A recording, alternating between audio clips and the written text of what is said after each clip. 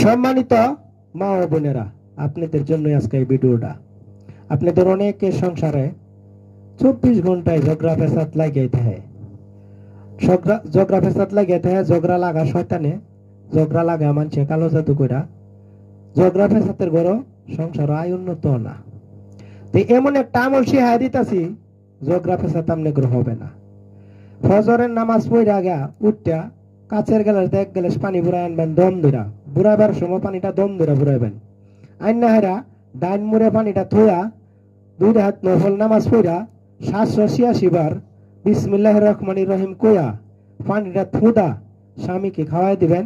স্বামী আমের বাধ্য হয়ে যাব। যদি অনেক স্ত্রী আছে স্বামীর কথা শুনে না, স্বামী যদি আমলটা করে স্ত্রী বাধ্য হয়ে যাব। আমার মুখের কথা না, আমি হয়তো একদিন বেঁচে থাকবো না। এই এই যে কোরআন থেকে কিতাব, কিতাব থেকে কবিরাজি, আর বিসমিল্লাহ তো কোরআনেই আছে। আমি কোরআনের থেকে কথা বলছি, কিতাব দেখে কথা বলছি। আপনাদের যদি উপকার করে থাকি, আপনারা মোবাইলের মধ্যে একটা লাইক, একটা শেয়ার দিবেন, শেয়ার দ্বারা খা দিবেন, আর একটা লাইক দিবেন, একটা কমেন্টে লিখবেন যে হুজুর উপকার হয়েছে। অনেকে আমার কাছে কান্দা কান্দা বলে যে আমার এই সমস্যা, আমার এই সমস্যা। আপনাদের কাছে